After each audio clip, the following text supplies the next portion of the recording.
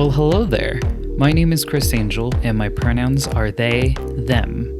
Welcome to Allyship is a Verb, the LGBTQ plus podcast that explores and humanizes practicing allyship for the LGBTQ plus community and beyond. Hey, I'm Trystan Reese, joining you from Portland, Oregon, and I use he, him pronouns. Before we get started, I wanted to take a moment to thank a new monthly supporter, Michael. Michael! Thank you so much for listening, and it means a lot, and I'm so grateful. If you're interested in learning how to become a monthly supporter, you can check out the link in the episode notes and on the episode pages of the website. Any amount is appreciated and helps me cover the costs of producing the show, including paying my audio engineer, my transcriber, and also the software. So thank you. Couldn't do this without you. Now, there's a chance you may know Trystan. Trystan was known as the Pregnant Man in 2017 by way of several news outlets. However, we knew each other long before then. He's the author of the book, How We Do Family, From Adoption to Trans Pregnancy, What We Learned About Love and LGBTQ Parenthood. He writes the story of how he met his husband, Biff, and their unexpected start to a family. I was one of the people at the fateful brunch who brought the date who, through a comedy of errors, brought a coconut we spent entirely too long trying to figure out how to open.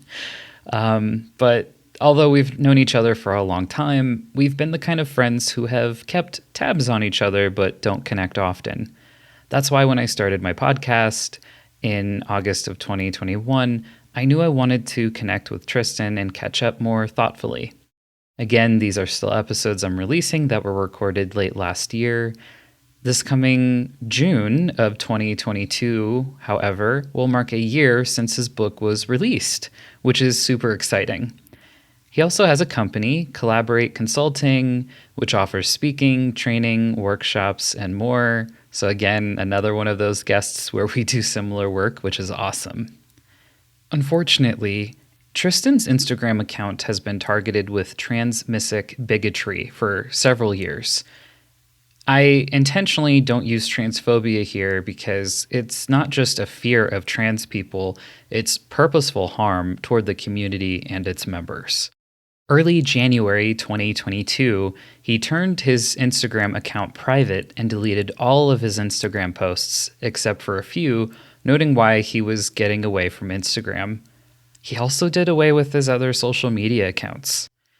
One of the dangers of people from marginalized communities being content creators or educators on platforms like Instagram is that we can be quickly flooded by hateful comments and turn into harmful memes. If we're of a privileged group, such as being white, it can shield us to a degree, and it is important to acknowledge that. There are harmful accounts that send folks in swarms to be hateful and hurtful. Instagram and other social media platforms aren't always doing enough to protect us or allow us to take care of ourselves. There are a few options to help curb it, especially on places like Instagram, though not everyone knows about the features, and reporting can feel useless. Even when we get literal death threats, Instagram lets us know that they were too busy to review the content and to just block whoever we are having a problem with, or that they found nothing wrong with the death threat, aka the content that we reported. You may also recall my episode with Dr. Kyle Myers when we spoke about the flood of negative comments they'd get on their Instagram page after the latest article or interview got attention. Several of my previous guests, like Zoa and Jose, deal with similar issues, and it's not okay. Trans men like Trystan, who are openly sharing about their pregnancies, have a lot at stake. The representation is beautiful and meaningful. He's helped to educate so many people about his experiences and how they can get pregnant too, if that's something that's important to them. People have been stealing the images and creating cruel posts from some of the best moments of his life. This is all to say that it's a privilege to get to know us through social media because of the harm it can cause for us. Tech has a responsibility to better allow us to take care of ourselves, and this should not be a hazard of the job that's normalized. For anyone else who has ever been on the receiving end of any of this, I'm sorry, and you matter. Please reach out to similar accounts, and let's hold space for each other if we need it. This isn't to say that social media always pans out this way. However, it's very present on my mind at this time. For all of the ways it can help us to be more connected, inspire us, educate us, and how powerful it can be to see various marginalized groups being represented, this can be the cost of that. And it can be a steep price to pay, especially on our mental health, safety, and overall well-being. And you may also notice that all of us in this space choose to deal with it differently, which is also okay. We have to do what we feel honors us best. Thank you for hanging in and listening to what I felt moved to share. That said, here are 3 reflection questions for you to mull over as you listen. Stay after the interview to hear 3 more. Number 1. What does being a man mean to me, whether or not I am one? Number 2. Do I know any men who have been or are currently pregnant? Number 3. Have I ever reported something on social media? What happened? And now, here's our conversation. You are queer, transgender, and a parent. Can you share what that means to you? Sure. I mean, I think about labels and identities as really powerful sources for good. I know there's a lot of movements that are like, live without labels or whatever. And I'm like, I really like my labels. They've been really powerful entry points into community for me. And, for sometimes I feel more queer, sometimes I feel more gay. I think the older I get, the more gay and less queer I feel. And for the allies who are listening to this podcast, that just is a distinction that really matters within the community, but maybe seems less important or less easy to distinguish from outside the community. But I think about queer as really being a way of identifying that you're outside of the norms, whether those are the norms around how you do relationships and who you do relationships with, whether it's the norms around your gender identity or expression, who you know yourself to be, how that lines up with your body, how you show that to the world. And more, I'm feeling like, I don't know, like, am I still cool enough to be queer? I feel like I'm not, as the mainstream has come more clearly into alignment with who I already was, I'm like, do I have to keep pushing the envelope or can I just stay who I am? So I also really love identifying as a gay transgender man. My experience with gay men has largely been really incredible. Some of the best allies I've ever had have been non-trans or cisgender gay men.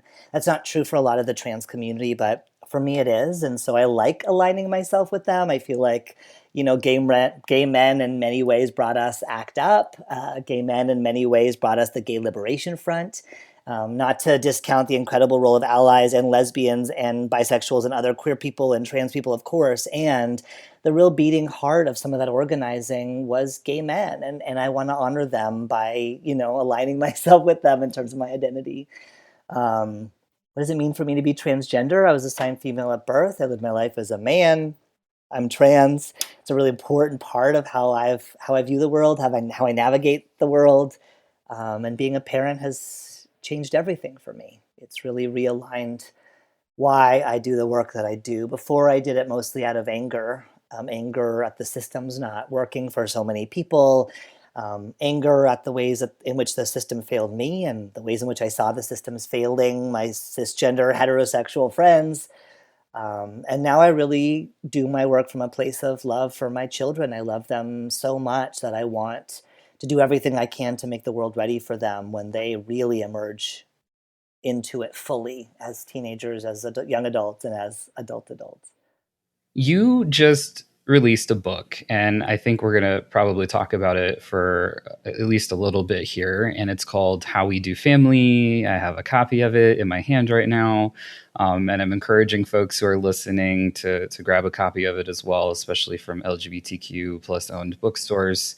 But or pretty early on, you talk about coming out as a transgender man and also performing as a drag king. I'm so curious about this because number one, I feel like there are so many drag queens, but we don't see enough of the kings, especially on not even just RuPaul's Drag Race or the Drag Kids documentary or I mean there's a lot more out there now, but I just feel like we don't see nearly as much about drag kings or maybe even other performers as well for drag outside of the queens. But I'm wondering, what did it mean for you to be a transgender man and also tap into the energy of being a drag king or drag performer? I think I'm just going to leave it open there. Yeah, well, I mean, I think the only adjustment I would make to the question is about the order of things. So I was performing, I mean, I've been performing as a man since I was a kid, basically. I was really involved in theater when I was a child. It was my only outlet for love, support, creativity in my very conservative small town that I was raised in, next to an Air Force base. And I think I mean, from as early as I can remember, there just weren't enough boys to play all the boy roles. And so it's like I've played Oliver, I've played the Artful Dodger, I've been in the quote unquote men's chorus for like every musical ever, including Annie and Beauty and the Beast, and like all the big sort of mainstream musicals, I was in them. And so I have really in the earliest recesses of my mind memories of being able to inhabit masculinity and femininity from an early age. And so it was really an easy fit as I slowly discovered, yes, I'm a part of the queer community, but I couldn't be a lesbian because I wasn't interested in women. And I tried to date women, but it wasn't there. It was like going on a date with my sister. It's like, cool, totally want to hang out with you, but like, please, I don't want to, like, please don't make me kiss you. Like that spark wasn't there. Um, and so when I moved to Portland and I found out that there was an all ages queer club, I was like, oh, cool. Even though I don't exactly know how I fit here, I knew that that was home for me. That was a place I wanted to go. And as I watch different drag performers, and maybe this speaks a little bit to like, why don't we see more drag kings and drag queens? There's a lot of reasons. But for me, I think, the drag king art form just is not nearly as evolved as it is for drag queens, and there are lots of reasons for it. I think mainly that men have been performing as women because of sexism since Shakespearean times, and he played with that a little bit in his plays as well. But when I saw drag kings perform, it was just like a woman with short hair who like drew on a mustache and then lip synced, and like maybe they hadn't even really listened to the song ahead of time. But when I saw drag queens perform, I mean, we're talking about characters and character developments and accents and backup singers and choreography. It was a much more evolved art form. And so me with my background in theater and performance, I went to performing arts school. For me, I was like, oh, cool. I can bring a sort of more elevated approach to this drag king thing. And I did have choreography and I did have backup dancers and we did really take on characters and personas. And I loved that part of it. But really after my first performance, it went better than I thought it was going to go. And then the host, Abby, I still remember, she asked me like, oh, what's your drag name? And I didn't have one. And at the time, I did not identify as trans. I didn't know that I was trans. I just hadn't had as much exposure to trans men in that community to know it was even an option. And so I just told her that my drag king name was Trystan because my friend who had come up to see my performance was named Trystan. It seemed like a good name. I don't know. And I picked a different spelling than his just so we could kind of distinguish. And that was my drag persona. And then slowly, as kind of happens, people started to call me Trystan more than my old name. And I liked that so much. And then they started calling me he because of my drag persona. And that was really when things clicked. That I was like, oh, this isn't drag. This is who I want to be. And that performance of like putting on a mustache and looking at myself in the mirror was like, oh, like this isn't a show. This isn't a joke. This isn't a character or a caricature. This is who I am. This is who I want to be. And so it was really through doing drag that I was able to find that alignment. So it was less about me as a transgender man doing drag as a drag king, more about me doing drag as a drag king to access my identity as a transgender man. And then slowly over time, it was sort of like the two merged. I stopped performing because I didn't need to anymore. I got to be me 24/7. And I haven't done drag in any form for like 10 years, really. That's awesome. I love that. And what was your inspiration for the did you have like one particular character or yeah, what was your inspiration for the persona that you took on? So many, so many. Like one of the earliest numbers that I did with my drag king troupe was one of the numbers from Newsies. And so like that was such a Newsies was such a instrumental film for me in my childhood, and looking at fellowship amongst young men and boys, and looking at friendship and camaraderie and power building, and being able to really accept and embrace the differences, while also not shying away from the similarities. Like that was really powerful for me. Plus, of course, they also sing and dance, so I loved that. Hmm. Also, Christian Bale was like one of my earliest crushes when I was a kid. And so for sure, Newsies. Plus, I was really into like union organizing and labor rights and youth liberation as a young person. So yes, Newsies was a big one. And then as I got into be like 17, 18, 19, some of the cool gender stuff that Alan Cumming was doing and then has continued to do well into my adulthood and his older adulthood. Yeah, and so I feel like I had a lot of really cool models for how masculinity, like manhood, boyhood, camaraderie, fellowship, fraternity, could look, that I think I've continued to kind of live into those very, very, very early models into my adulthood. I love that. Shortly before your book came out on Instagram, you wrote a post about how you are going to fuck up, right? You know, that a book, and I'm paraphrasing in my own words here, that a book was permanent and not something you can edit as easily as like a post on Instagram or a blog post or things like that. That, you know, perhaps you remembered things wrong, you know, but you did the best you could. You interviewed friends and family, you looked through like the court doc, I mean, all of this. And I don't want to give anything away in the book, but you know, it basically, to me, I read it as this giant disclaimer and just trying to own your humanity. I'm just kind of wondering, so there's a lot more talk about like being sensitive or people getting DEIJ training, things like that, you know, being more PC. I mean, and all this can get really heated because folks can be afraid of being like called out, canceled, things like that. Is that part of where that came from? Or I guess, could you talk more about what inspired that particular post? Yeah, I mean, a lot of things inspired it. Mostly, I'm because I do this work as my job. I think writing someone off or canceling them or a public boycott or a public call out, it's a really vital tactic in our tool of tactics, and it should be strategically applied when appropriate, right? But not everyone knows that. Not everyone knows that like you cancel someone when they're in a position of power in the movement in their field or positionally above you, right? So you can't have that like peer-to-peer conversation.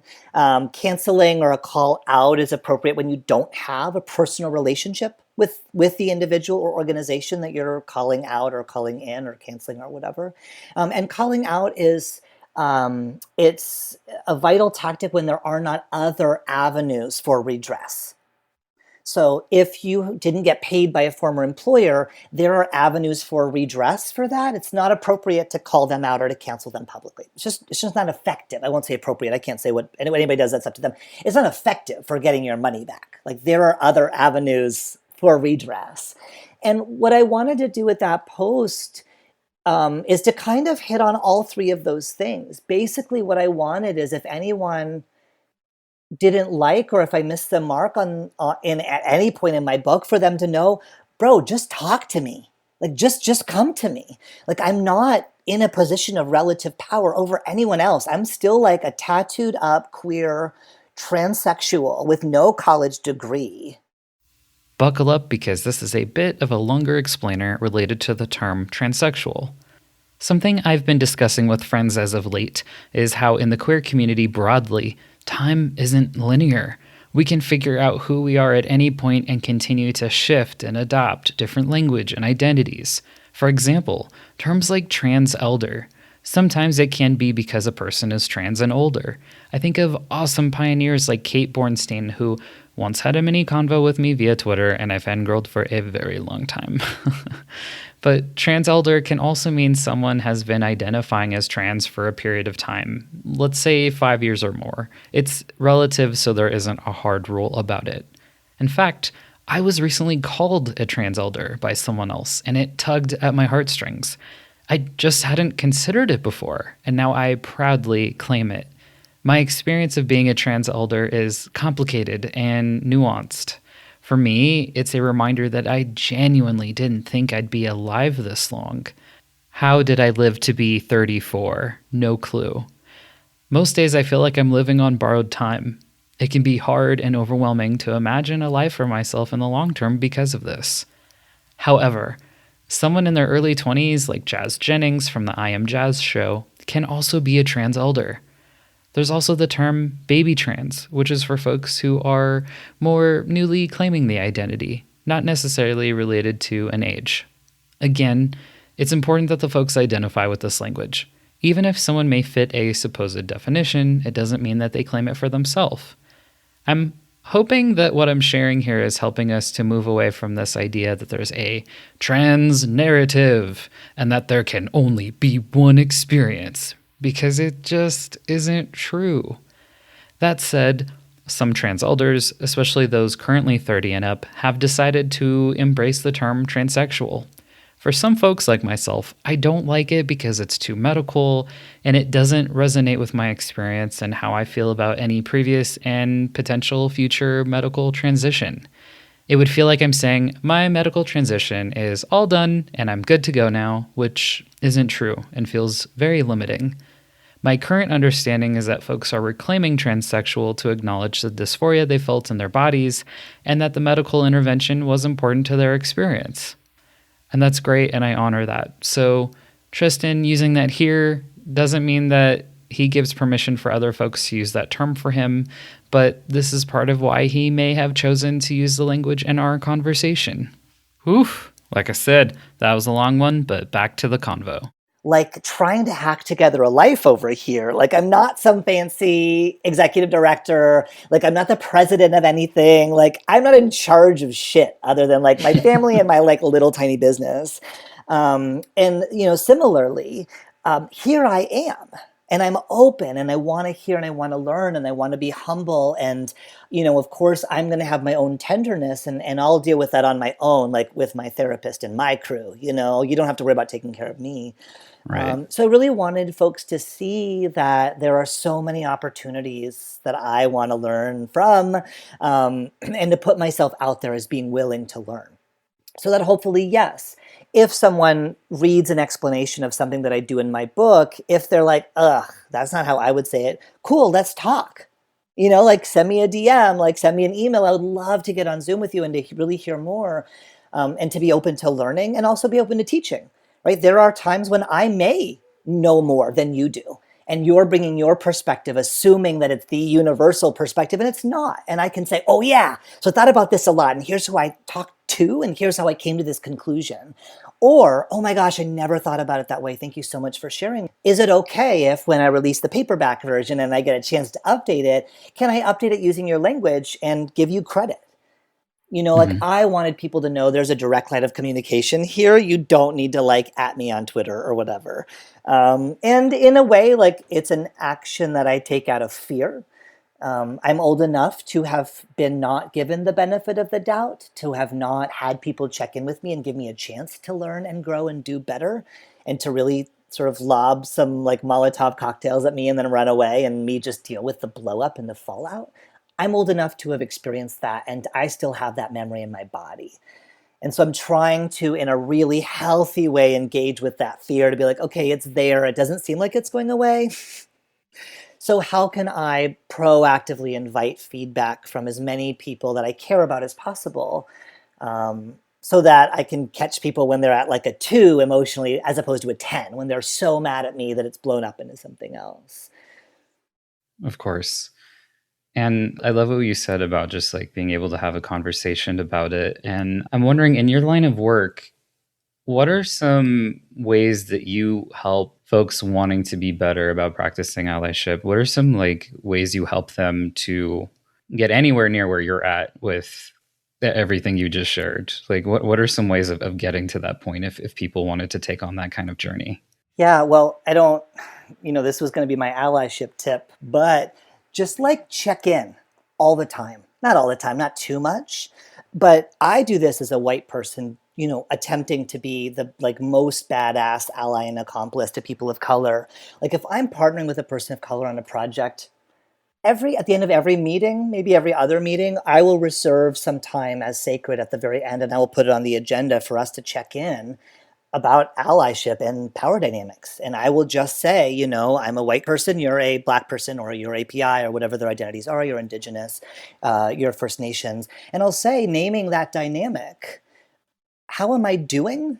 Is there anything that you feel like I have done or said, any actions I've taken, any even just a vibe you got at any point that you feel was rooted in white supremacy, white dominance, racism? And I always say the same 3 things. I will always be grateful that you brought me feedback. I will always believe you, that your experience, your reality is real. And I will never be defensive. You won't hear, well, yeah, but from me. Like Mm, I will just accept the gift of feedback that you're giving me.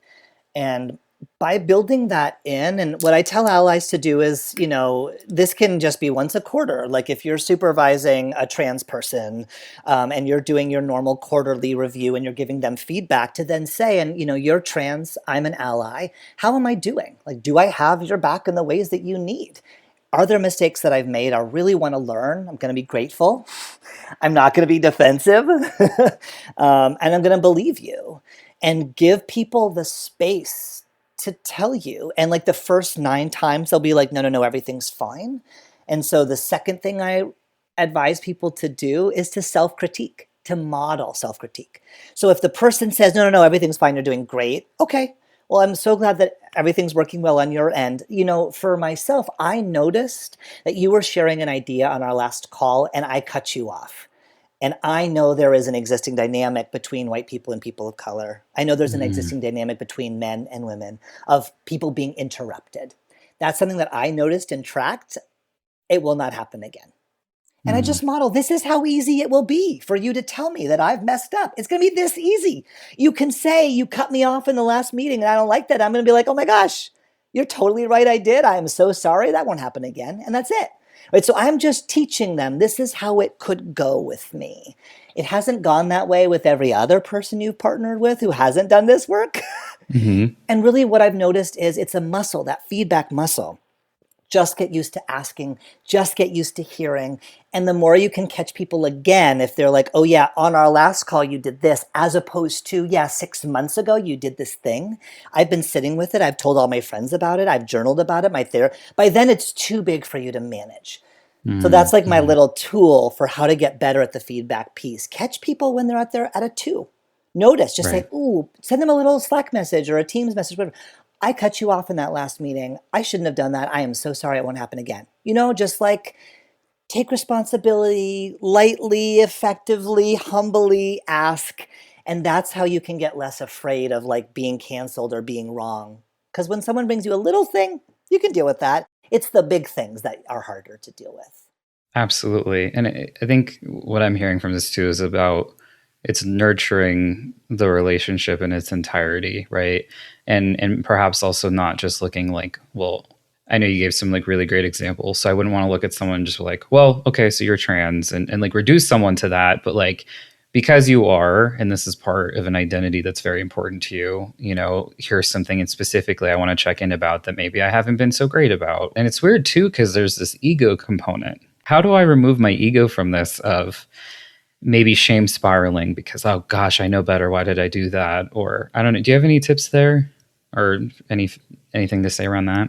Yeah, I mean, this comes up a lot when I talk with organizations and collaboratives about some of the norms around white supremacy culture and white culture, this perfectionism. This idea that like there is a right and a wrong way to do things. And I really love what Brene Brown says. She says, my goal is to get it right, not be right.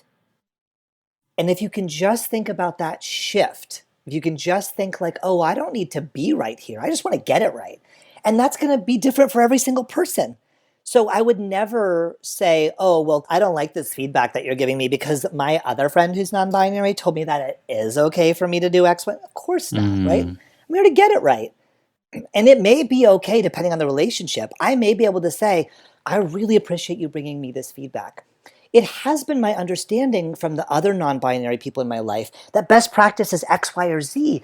Are you in a place where you can explain to me a little bit about why you see it differently? That's okay if it's not coming from that defensive place. For me as a trans person, if someone says, you said this thing and that runs counter to my understanding, I really want to get this nuance here. Would you mind saying a little bit more? That's so different from, how dare you say that to me because I meant well, right? That's very different. And so, when you can get that subtle shift, I often also encourage people to think about it, to use their own experiences of marginalization as really powerful empathy tools. So for the women who are listening, like if you were to tell a male coworker, you mansplained me yesterday. I'm the head of that project, and you explained that project in that meeting. How would you want him to respond? Would you want him to say, no, I didn't? Oh, I do that to everyone.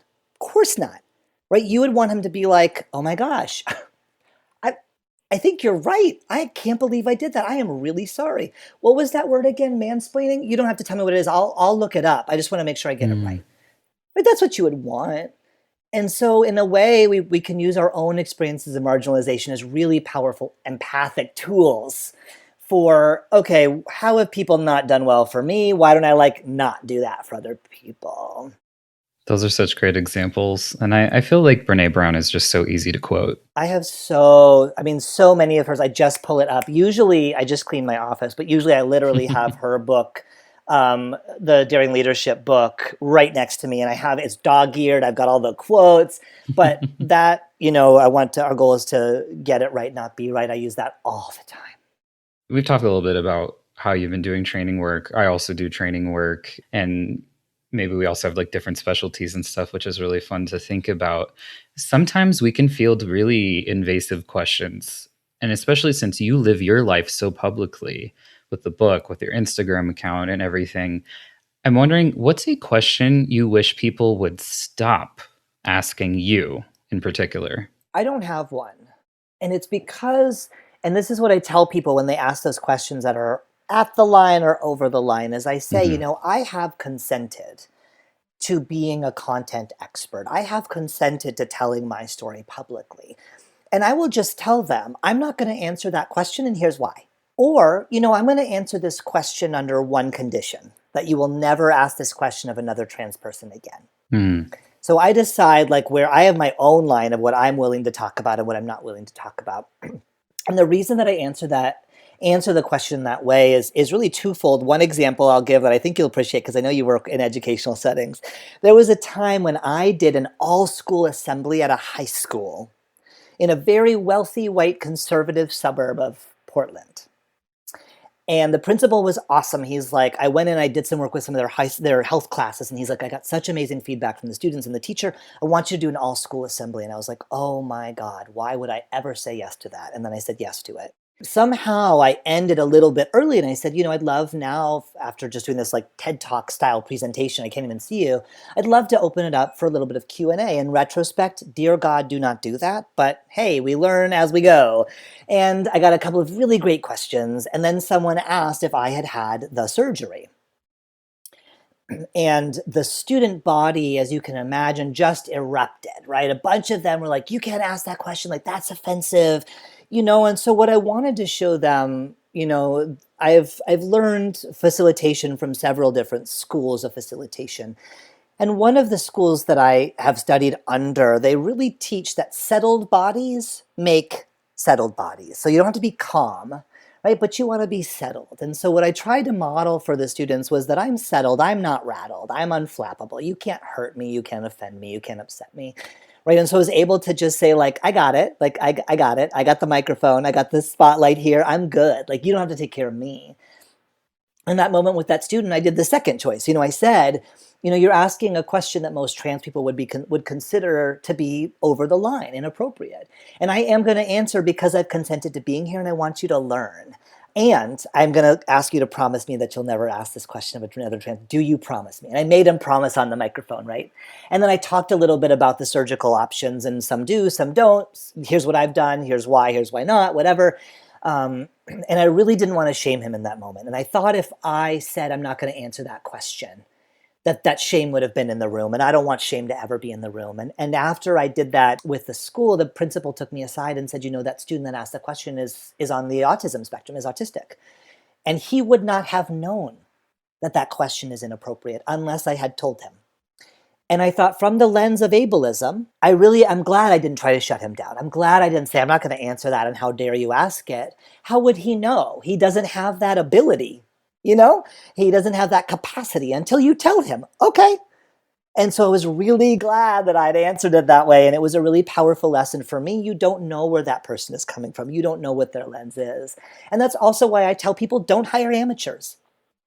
Just because someone is trans doesn't mean that they have done all of the work necessary to be settled in that moment, to apply all those different lenses to the conversation so that the student doesn't get shut down, that it doesn't make it worse than it was before, that you don't hear from a bunch of parents afterwards, etc. Like, you need someone who actually knows what they're doing. And it's hard to say that, but I often get called in to clean up when someone who really thinks that all that is necessary, all that is sufficient to do this work is that you are trans. This is an advanced skill.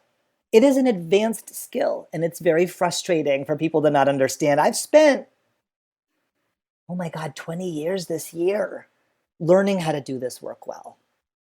It's a craft. You invest time in it.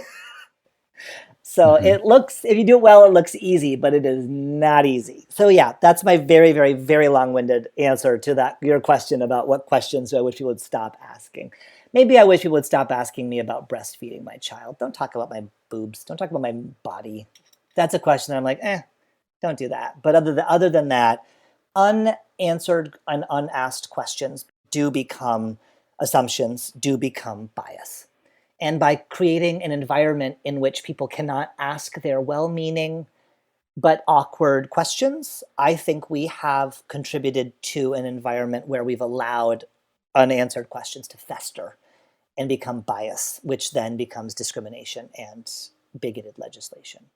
There's so much there. I feel like I have so many questions after you sharing that, so thank you. And I mean, you and I have been doing this work for decades, and I think there's maybe sometimes more appropriate channels, like someone could do a fireside chat or a panel where there's other people who are more trained and things like that. So again, you have that facilitator in there, right? And yeah, with the questions piece, and I'm hearing the one that you're saying that you wish people would stop asking you, and I'm so appreciative that you shared that. And I guess, what's something you wish people would ask instead? So when they're wanting to ask things that are close to the line, past the line, like about the surgery and some of the questions you and I'm sure get asked all of the time, and our bingo cards are just, we don't even bother, right? Because it's just every time. But what's, I guess, something you wish people would ask instead of wanting to ask a question like that? I watched this interview yesterday with ALOK, who's a very famous, amazing storyteller, author, artist, non-binary, person of color, so on social media and off. And I watched an interview with them yesterday in which they completely said way more gorgeously than I could have ever formed, because it's always been just this nebulous, murky thing in my head.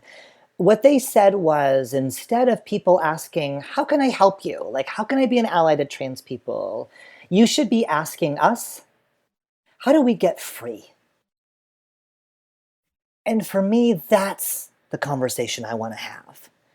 Because that's why cis people are mad at us, is because we have found freedom from these really brutal, disgusting systems that are punishing and hacking off whole parts of who all of us are. We have found a way to unplug from the matrix. And you should be asking us how we did it. and how you can do it too. No one has ever asked me that question. And it has never occurred to me that that's really what I'm doing. And Yeah. that's really why my trans pregnancy blew up in the way that it did, is I think men were like, oh my God, there are other ways to be a man. And some of them were like, that's dope. But most of them were like, are you kidding me? Right. I was beat by my dad for crying when I was a kid, and I didn't have to be. I've held in and held back and censored and postured and overperformed my whole life, and you're telling me I didn't have to do that? And similarly, some women are like, this is great. Like, I also don't have to bear the sole burden of nurturing and caring and creating life. I don't have to do all of these things the way that I've been told. I didn't have to feel like my body was failing me because I experience infertility, whatever. Some women, many women see that and they're like, this is dope. I bet there's a lot I could learn from you. Other women are like, nope. I worked so hard jumping through all of these hoops to be the right kind of woman, to do things the right way. You're telling me I didn't have to do that? That hits a deep place of pain for people. And what I wish people were asking is how do I get free? So, first off, for those of you listening, I will be linking that podcast episode on the website. So please check it out if you haven't seen it already.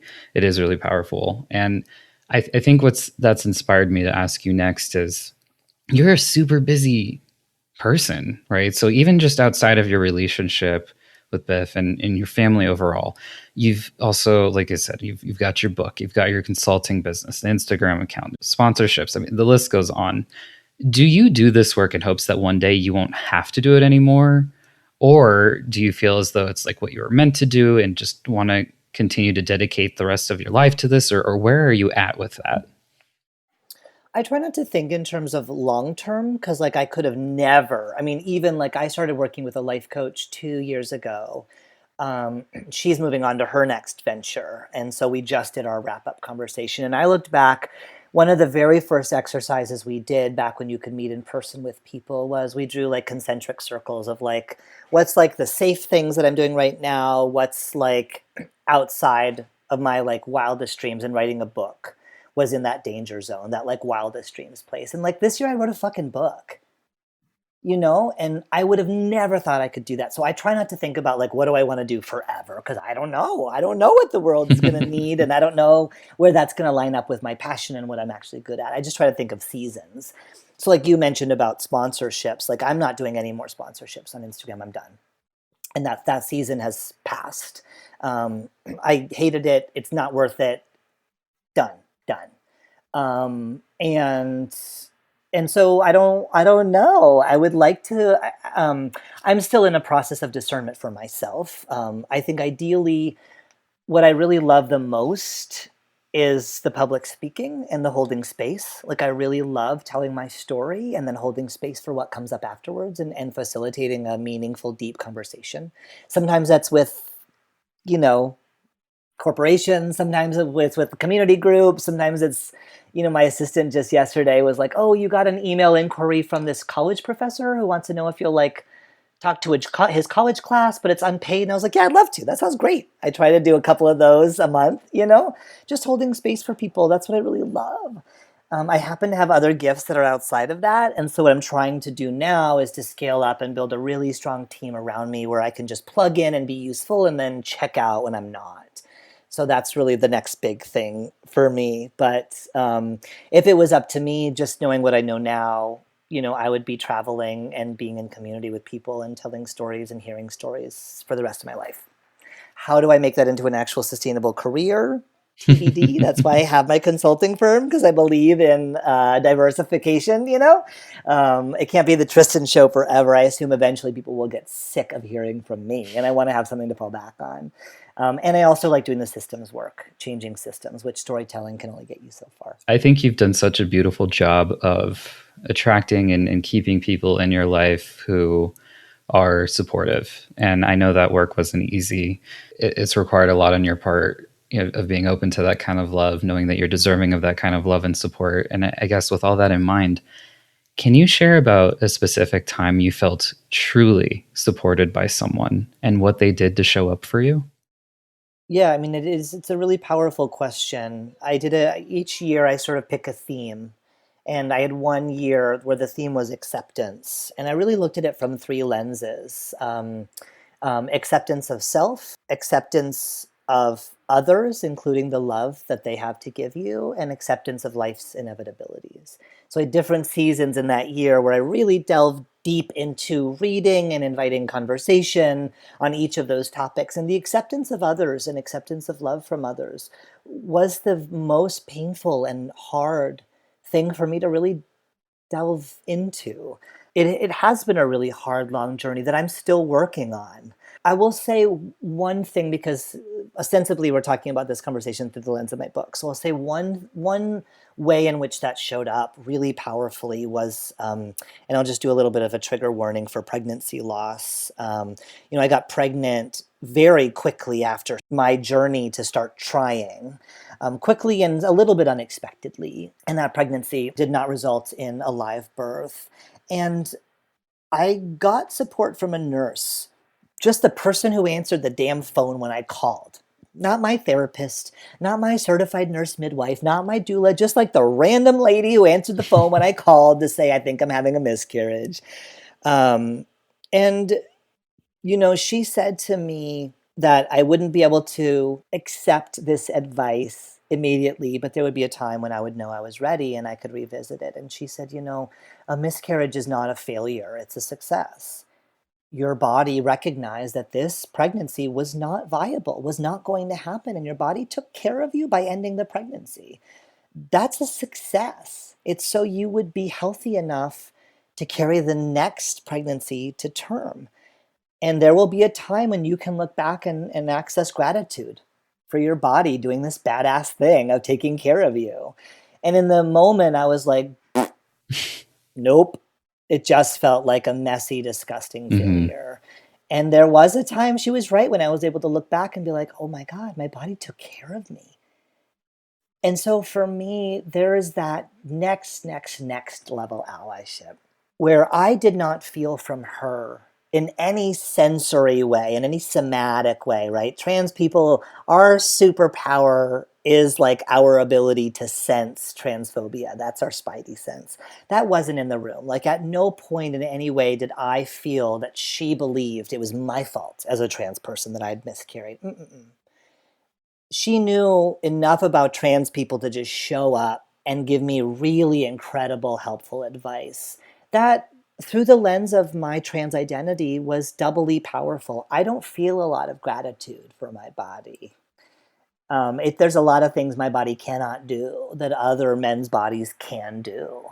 And for her to invite me into an even deeper relationship built on gratitude and even hardship with my body was really powerful. So I've thought about that forever. I have no idea who she is, although I sent a copy of my book to that particular healthcare clinic in the hopes that it would make its way to her. Wow. But that was a moment where I felt like someone really, really had my back and showed up for me in a way that I really needed. Yeah, it makes me think of just like the kindness of strangers and sometimes how we can really impact someone's life in such a seemingly simple and small way, but can have a lasting impact.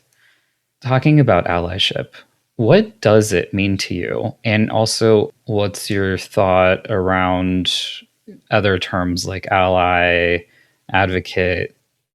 Don't care. Don't care. I have like a deep and powerful aversion to fighting over what are the right words to use.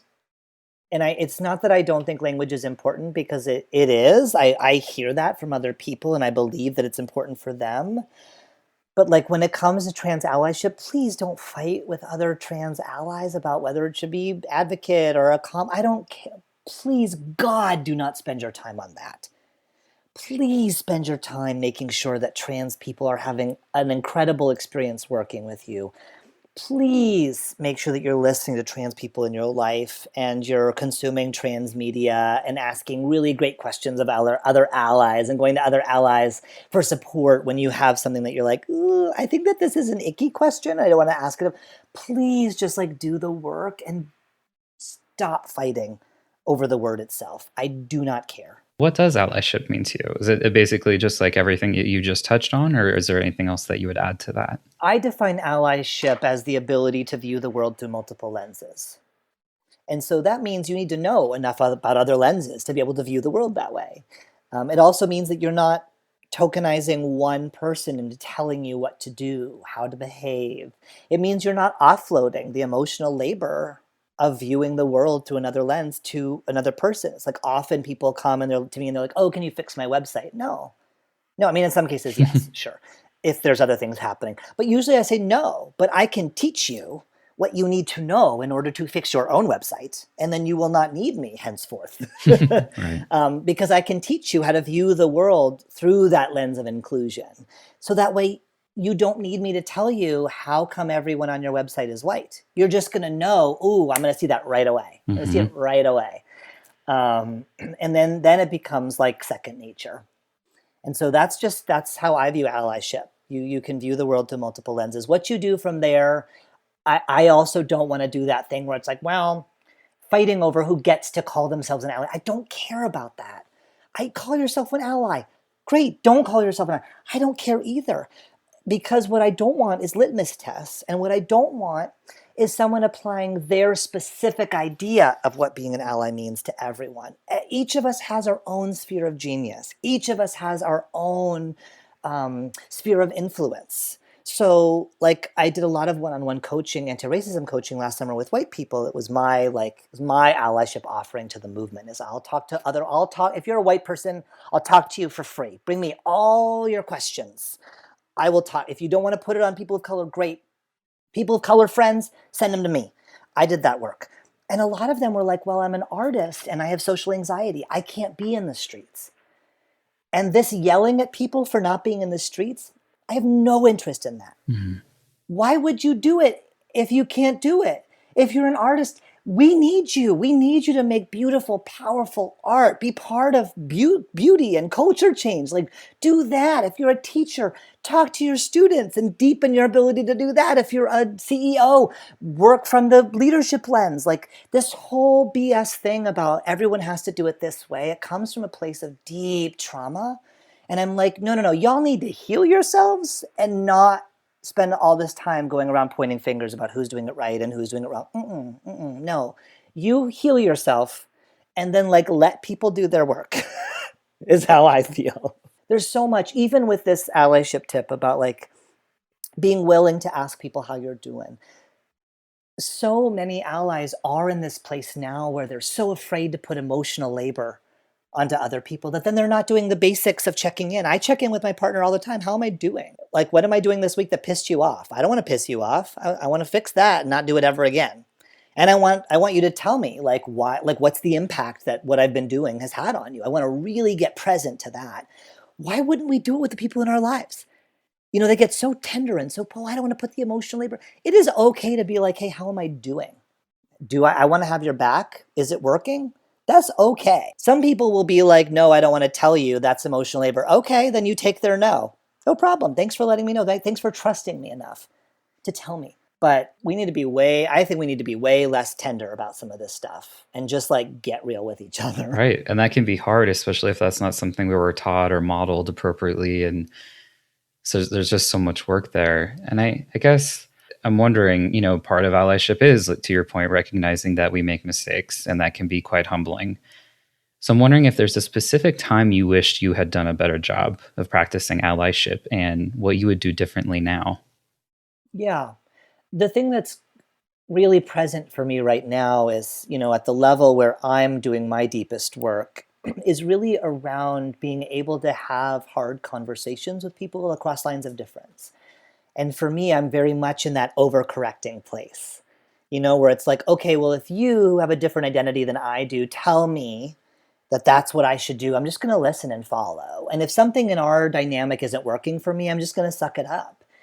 And if I bring you feedback about something that's not working and you can't receive it well, I'm just going to suck that up too. And so for me, I'm at that deeper level of really being able to to be honest and vulnerable and authentic with people across lines of difference and say, there's something I'm noticing in our dynamic, and here's what I think I'm responsible for in that, and I want to shift it, and I'm committed to shifting it. And here's what I'm going to need to see from you moving forward if we're going to continue partnering. And that has been really, really hard for me. It's been really, really hard. And so, I think there are a couple of recent instances where I've let things fester too long. And in one particular instance, I finally brought it to this colleague of color with mine in the movement. And he said, yo, don't sit on this. Like, that's exactly what he said. He's like, don't get resentful. You have a problem with something that's going on. I want you to bring it to me like ASAP, even if it's messy in the way you bring it to me. Because in order for this to work, I can't have you sitting there on something. And so for me, that's the thing where I'm like, he was 100% right. And even in the moment, I was like, oh no, I'm not resentful. That was a lie. I was resentful, right? And so for me, that's the thing that I'm continuing to work on. If something's not working, that I need to be in my integrity and bring it up soon, and not be afraid to say, this really isn't working. I've brought this up a few times. You're not able to receive it. Even if I'm a white person and you're a person of color, not every relationship has to work. Not every partnership has to work. And I need to be in my integrity more and to be able to say, I don't think that our styles are compatible at this point. How can we detangle the partnership ethically and move forward separately? So I'm still working on that. It's a work in progress, and it's really hard work. I appreciate that. Trystan, thank you so much for recording this episode with me, and congrats on your book turning 1 in just a few months. Again, social media isn't inherently evil. There's a lot of great community out there. It's helped me figure out a lot about myself, and I've met some of my best friends. Please, if you see content that is harmful to the LGBTQ+ community or that of other marginalized identities, report it. In times like these, there's strength in numbers, and we could really use your support. Here are the last 3 questions to ponder before you go. Number 4. Which lenses do I view the world in? Number 5. Are there any resentments I've been carrying? Number 6. When's the last time I checked in on my relationships? And a quick note on that. I've had relationship check-ins, and it can feel weird and awkward at first. We've normalized that with romantic relationships and sometimes work relationships, so why not others? Visit allyship.com for any resources and a full transcript of the episode. And remember, sometimes allyship means checking in on our relationship.